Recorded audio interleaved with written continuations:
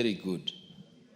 But so that we don't appear to be favoring just some sectors, have we done an overview of all sectors which are similarly affected so that we don't just go for one or two? Thank you. Yeah, and if so, where are those others? Honorable Chair, there's a question. Order. Honorable Majority Leader, Majority Leader allow us to proceed for a minute. Order.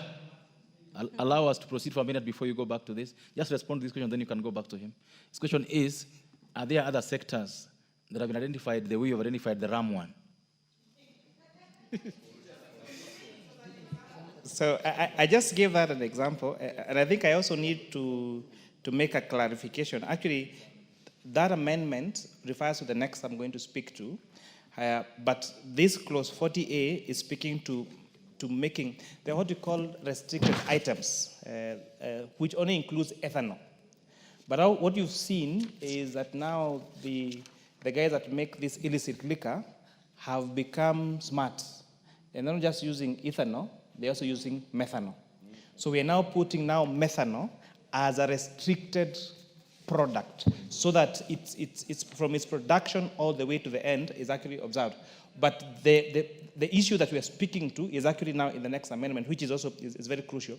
And I just pick Koruram as one of the examples. But Honorable Chair, one of the things that we must agree as a House, as a correct way to end the menace of illicit brews, is if we allow other products that are used locally manufactured products into making of liquor, Honorable Chair. We have left the people that want to have a good evening after their nyamachoma to very expensive drinks, Honorable Chair. And therefore, the only alternative they have has been this cheap liquor. Methanol, less alcohol, Honorable Chair. And you must agree, it's okay that Honorable Chair, you are titatola, which is fine. But we must agree that Honorable Kimani Ichung'wah here likes to enjoy his drink after having his nyamachoma, and we must provide him with other alternatives. Chair, you know where I come from. Chair, you know where I come from. We make the best changa. So it doesn't matter whether I'm titular or not. But so to be clear, order.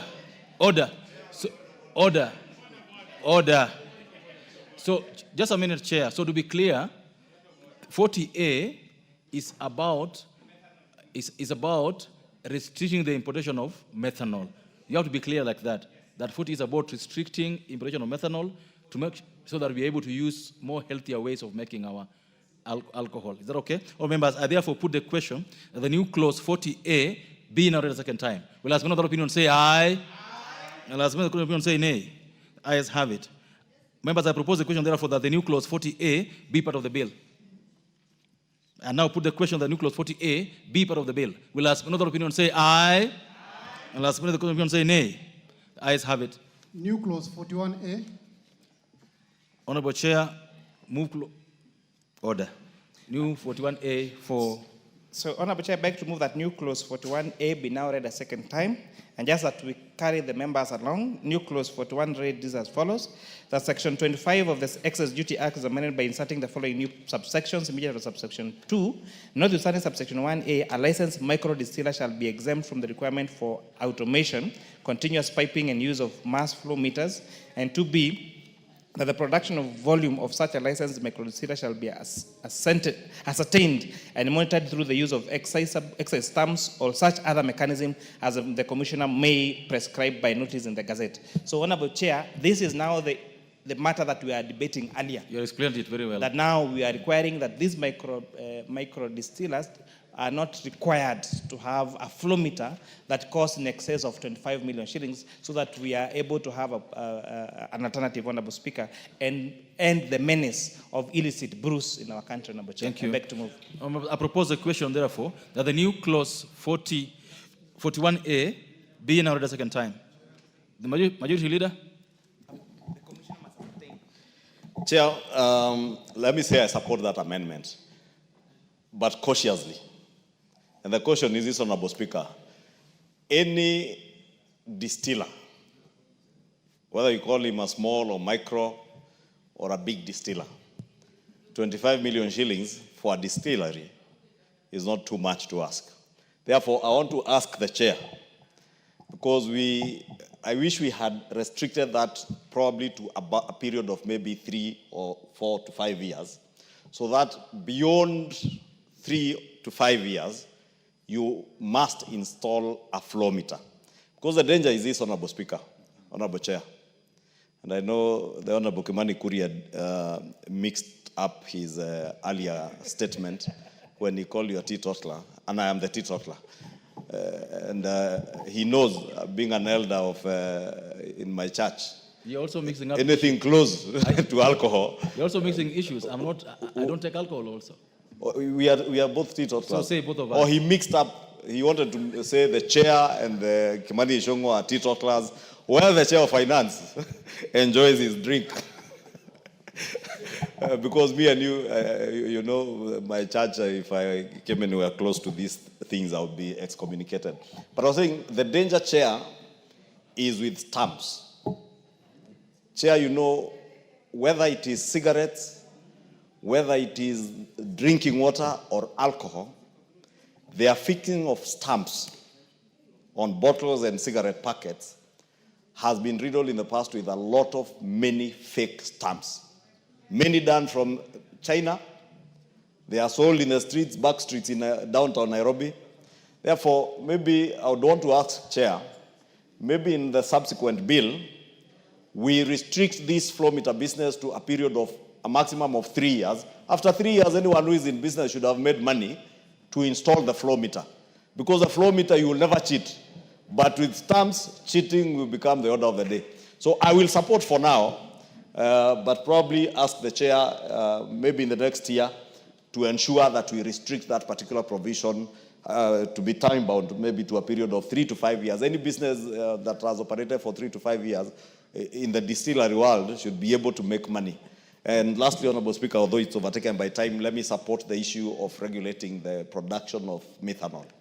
Because if there is anything that has killed people in this country, especially young people, is consumption of illicit alcohol. The illicit alcohol that is sold to many people in our villages is not ethanol. Most of it is methanol, an industrial alcohol that should never be consumed.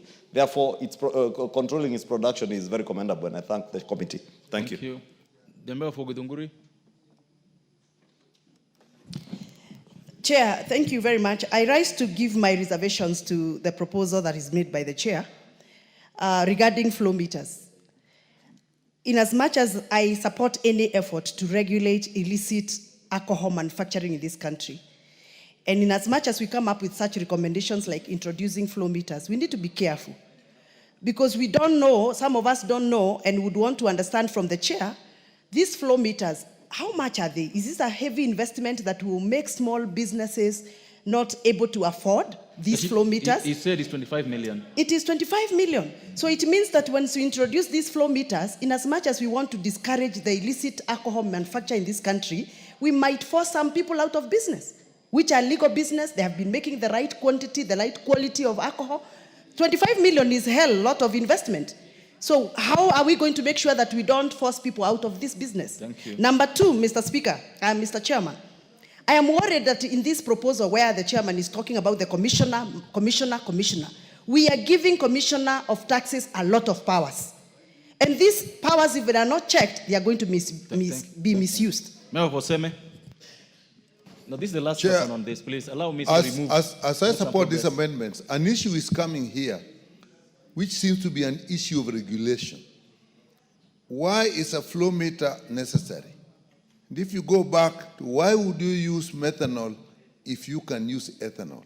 So the question that is coming to me we should look at, and then maybe we'll have to look at, is there some regulatory function that is left loose so that we are trying to solve that through taxation, where we would have actually just needed a regulator who would know we need that. So I think that is, Mr. Speaker, that's what I think we should look at in the alcohol industry. How is the regulation done? What are we missing out? I support. 1 minute. Thank you. 1 minute. Honorable Kaluma. Yeah, I have a question to the chairman. Chairman Finance, I have a question. Order. And maybe... There's a question to the chairman. Yeah, the chairman needs to follow. My question is this. For those who already have the flow meter, what happens to them? I need to know, because now we're introducing the stamps. Yeah. So will they continue and the stamps or together? It's important to know. Thank you, Chair. And Chair, before you answer, for the sake of what Honorable Chingwa has said, is there a way, because Kenyans are innovating, can't we get cheaper flow meters? Can that be innovated? Chair, you answer that so that we can make progress. So thank you, Honorable Chair. And I really share with all the sentiments raised at the floor of this House, including the ones raised by my senior, the leader of majority. So 2B is providing for the production volume of such a licensed microshare shall be ascertained and monitored through the use of accessible stamps. So the issue of accessible stamps is not optional. They must use the accessible stamps. The only matter we are exempting from, and these are the new micro distillers, the ones that are not ready in the market. The ones in the market must continue the flow meters. Is now not requiring them to have that particular flow meter, because as you had explained, the cost of building a micro distillery is around 10 to 15 million. That is the entire capital investment to create a micro distillery.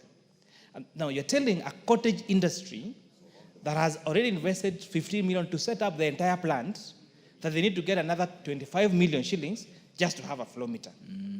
However, the issue of abuse of this particular clause is something that we must also be awoke to as a House.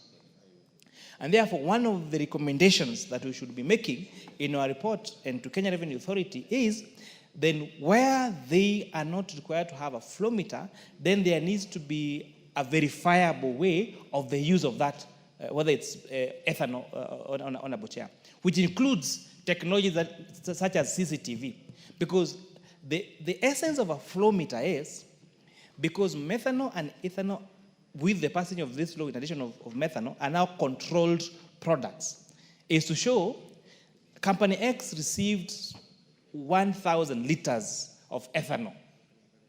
How much liquor did they make from that 1,000 liters of ethanol? So to verify that that ethanol was actually used for the purpose in which it was supposed to be used for and was not leaked into the market now as illicit liquor, Honorable Chair. So we will find a way of now working with, communicating with the Kenya Revenue Authority and requiring these particular entities to provide evidence in a way that KRA can verify, another security agency can verify that this ethanol is actually used for the purpose in which it was acquired, because that is the essence of flow meters, Honorable Chair. And lastly, the issue of innovation. I think this is a business opportunity to any Kenyan who is listening to this particular conversation. A flow meter cannot be costing 25 million shillings. It just means that there could be some monopolies in that particular sector that is against the price so that they maximize on the returns. And therefore, if you're able to have cheaper alternatives, then that will be the best for the country. All members, I now put the question, therefore, that the new clause 40, the new clause, we will have to make progress. There's a chance, order, there's a chance for you to contribute in the next phase of this. I put the question that the new clause 41A be now the second time. Will last minute opinion say aye? Will last minute opinion say nay? The ayes have it. I now propose the question that the new clause 41A be part of the bill. Honorable Thuku, quickly. Chair, thank you. On the same issue, you see, who is the merchant of these flow meters? Because this a pertinent question that has been asked. Are there no cheaper meters, flow meters for the same? Chair, we have been using stamp duties. Where are we moving? Is it that we cannot enhance that technology as opposed now to this kind of investment that is proposed? Because honestly, if you're talking about... What is proposed? The flow meter... They're removing it. They're not introducing it. Exactly. What I'm saying is, we would wish to know, we have installed this accessible goods management system. There's an installation in KRA of accessible goods management system. Why can't we just enhance that system instead of bringing in new amendment into the same? I think we need to relook deeper into this issue. We may not get a foolproof system whereby now we are going to account for the methanol or ethanol that has gotten into some industry or factory, and therefore I think to some extent I have reservation on this one. Honorable Kaluma, quickly. Yeah, Chair, I'm just seeking a clarification. I understand the flow meter, and I would request the majority leader to listen to me, to be a requirement. It's not the move of this. It's a requirement, Chair, so that you regulate the amount of these alcoholic products you unleash to the market, and to enable also the distillers to account for whatever they produce and unleash. And so there is a social good that it is playing. To date, I understand the chair to be saying that we want to create a pathway around which even distillers who have not installed the so-called flow meter can operate. That is what I understand him to be saying. And if that is the direction, then number one, I will oppose this provision. Because number two, for that societal good that we need to regulate what is going and account for them around alcohol, the reason as to why we impose, excise, tax. But for the other reason, Chair, that we will be creating disparities. Some people have incurred costs, installed these flow meters. You are allowing others to enter the market without installing them. But ultimately, I wanted to make something which I'm making as the last point, Chair, if you would permit. Chair, when you come with a finance bill, there is the amount of money you target to raise. So unless we are explaining the amount of money we are costing the government in terms of revenue loss, we should not accept amendments. All members, I put the question, therefore, that the new clause 41A be part of the bill. Will ask another opinion say aye? Will ask another opinion say nay? The ayes have it. New clauses 42A, 42B, and 42C. Honorable members. Honorable Chair, move these three clauses for second reading.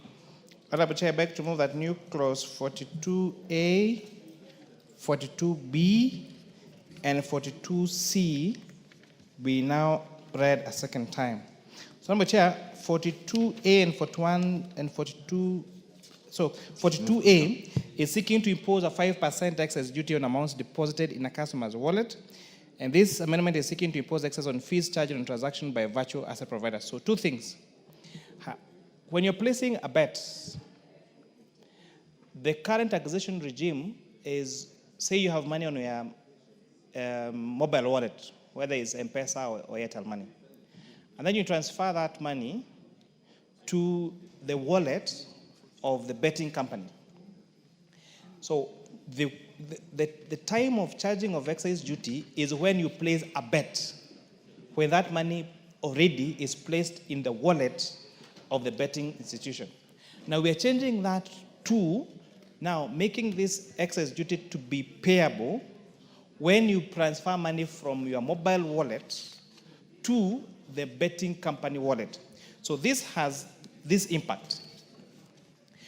There are so many institutions that operate virtually, for example, in the country, and therefore we're not able to get this excess duty from them. But now it means that every time you transfer money from their mobile wallet to the wallet of the betting company, then that is a time when excess duty is paid.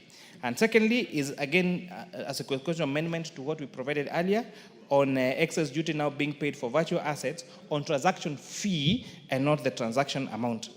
42B is defining the term amount deposited in the customer's wallet, as I have explained. And 42C is again as a constitutional amendment that I had spoken to earlier about accessible services offered by Kenya Defence Forces Welfare Services. I beg to move, Honorable Chair. Honorable members, I propose the question that the new clauses 42A, 42B, and 42C be now read a second time. Honorable Makali Mulu. Yeah, thank you, Honorable Chairperson. Honorable Chairperson, 42C talks about the Defence Forces welfare again. And I was, even though we supported the earlier amendment, I know, you know, Honorable Chairperson, these things we used to call kafoka out there, they are not exclusive. When they are in the barracks, they are somewhat exclusive because for you to access them, you have to go through some vetting. So when they're out there, and anybody can access them, I'm wondering whether we will not be causing market imbalances. Because imagine, Honorable Chairperson, you have your own restaurant in a town, and you have one in your town, and they're enjoying these tax benefits. It means their prices are going to be cheaper and all that. So even though we are supporting, I think we need to be a bit cautious to ensure that we don't cause market imperfections and then end up killing some business in the locality. Thank you. Well, members, I now propose the question. The new clauses 42A, 42B, and 42